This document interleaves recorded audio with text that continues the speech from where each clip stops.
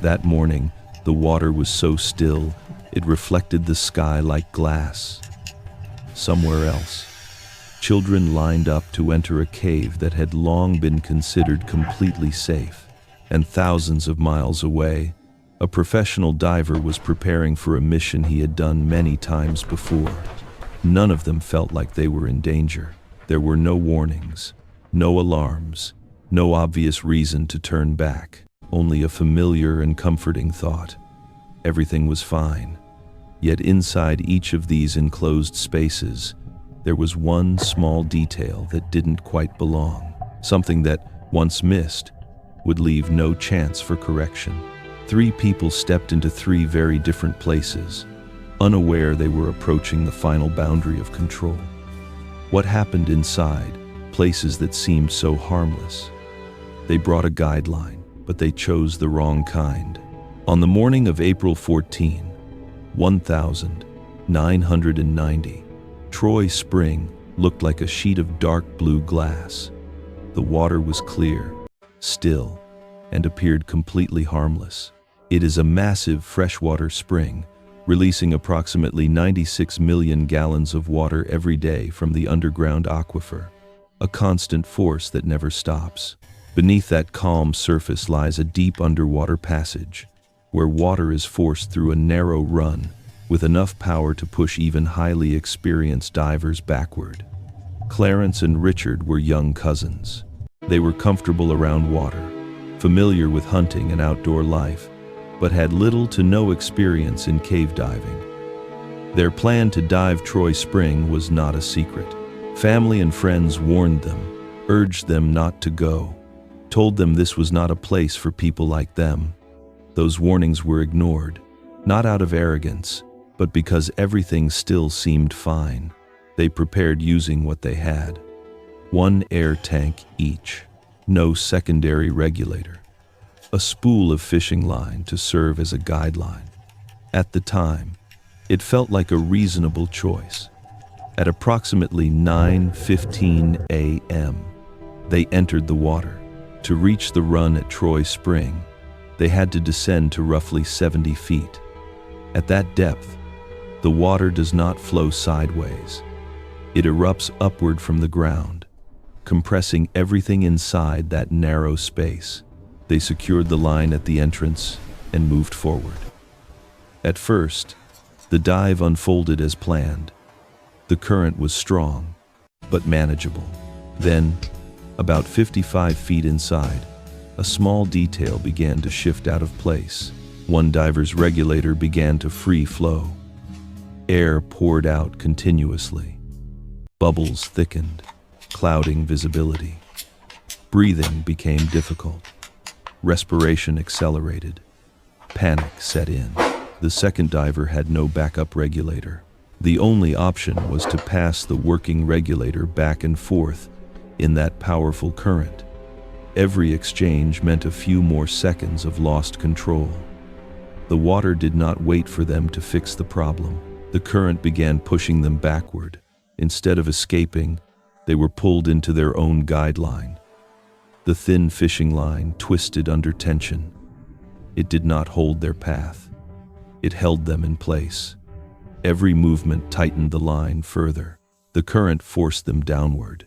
The space to manage the situation disappeared. Control slipped away, moment by moment.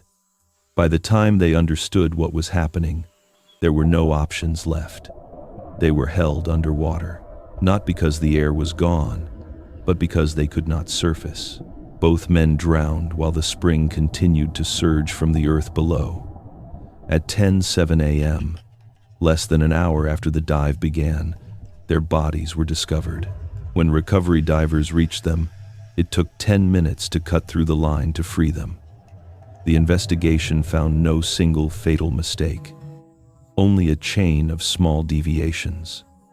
Inexperience in cave diving, improper equipment, the wrong type of guideline, possible nitrogen narcosis at depth, and an environment that offers no forgiveness to those who enter without fully understanding it.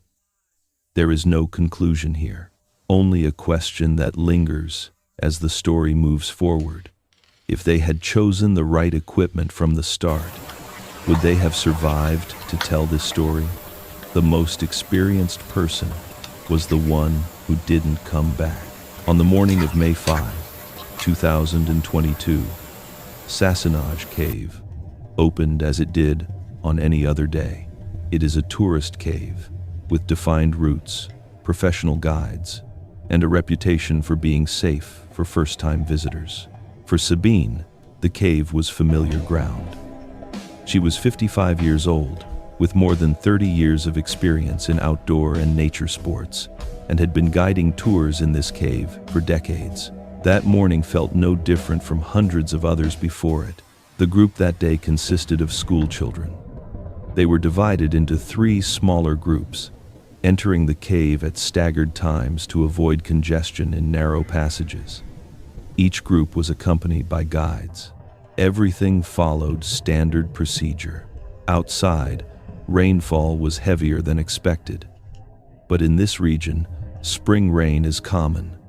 The forested terrain usually absorbs excess water quickly. No official warnings were issued. There was nothing to suggest the cave would become dangerous that day. As the groups moved deeper, lower passages felt damp earlier than usual. Water began appearing on the cave floor more quickly. But in caves like this, small changes in water level are not unusual. It wasn't enough to stop the tour. Then the water began to rise faster. Not by steps, but by minutes. A flash flood formed upstream, feeding directly into the cave system. Low passages that had been dry moments earlier started to fill. The first 2 groups managed to exit in time as the current strengthened. They left just before the main routes became difficult to pass. For the final group, timing worked against them. Sabine remained at the rear with 2 other guides and the accompanying teacher. She was checking the students as the water flow intensified. During movement, one child slipped and lost her footing. Sabine turned back. Without hesitation, she pulled the child clear of the rising water. The action took only seconds. Immediately afterward, the current took Sabine. There was no warning, no time to react. She disappeared from view almost instantly, dragged into the flooded passages. The others could not go back. The current was too strong. Their only option was to reach higher ground and wait for rescue. By that afternoon, emergency services were mobilized. Approximately 30 rescuers, including cave divers and local emergency teams, entered the system under extremely difficult conditions. Late that night, the remaining 2 guides and the teacher were brought out safely. Sabine's body was found earlier, in a lower section of the cave. All of the students survived. Afterward, no procedural failures were identified. There was no evidence that Sabine had violated safety guidelines. Only one fact remained unchanged. The person who stayed behind was the one who did not return. If Sabine had not turned back to save that child, what would have happened to the rest of the group? Marcy was 42 years old. Within Hungary's cave diving community, he was not known as a risk-taker. Quite the opposite. He was regarded as one of the most cautious divers in the country, a multiple national champion in navigational diving, an international medalist, and someone trusted with the most demanding expeditions. For Marcy, risk was not something to challenge, but something to control down to the smallest detail. Kossuth Cave was that kind of environment. A complex cave system explored over decades, containing multiple siphons fully submerged underwater. Every movement inside depended on guidelines, mapping, and strict discipline. There was no room for improvisation. On April 3, 2022, Marcy took part in an exploratory dive at Siphon 3. The objective was not to set records. It was simply to extend the guideline a few more meters, a task he had performed many times before.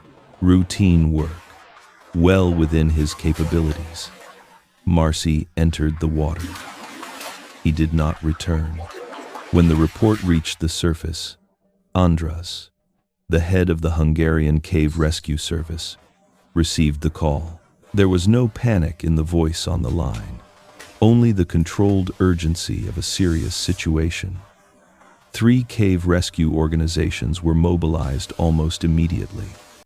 Initial reconnaissance revealed something wrong. The tunnel at Siphon 3 had collapsed. Clay and rock debris blocked the passage completely. What had once been a clear route was now a solid barrier. As rescuers reviewed footage from helmet cameras, a small detail stood out: a metallic object partially buried in sediment. It appeared to be the edge of a scuba tank. Hope emerged, fragile but real. If it belonged to Marchi, it meant he might have passed beyond the collapse. The following day, Andras and Victor re-entered the system. Visibility was nearly zero. The water was cold. The passage was narrow. Andras could not get past the collapse. Victor continued alone. Approximately 30 meters into the siphon, Victor saw Marchi. He was trapped at the narrowest section of the tunnel. His body was positioned as if he had been on his way out. All equipment was intact. There were no signs of a procedural error. Based on the position of the body and the condition of the tunnel, investigators later concluded that the ceiling had collapsed as Marchi was exiting. There was no equipment failure, no breach of protocol, only a geological event occurring at a moment that allowed no escape. Recovery operations began immediately. They lasted several days, through each siphon, one section at a time, until Marchi was finally brought out of the cave. When his body reached the surface, rescue team members lined the exit. A siren sounded for 1 full minute. No one spoke. Marci's funeral was held in Budapest. Those in attendance understood one thing: some deaths are not caused by mistakes. They are the result of being in the wrong place, at the wrong time, inside a system that offers no second chance. 3 people, 3 circumstances, 3 different levels of risk. What happened did not unfold in the same place, nor did it follow the same chain of mistakes. Some lacked experience. Some followed every procedure correctly.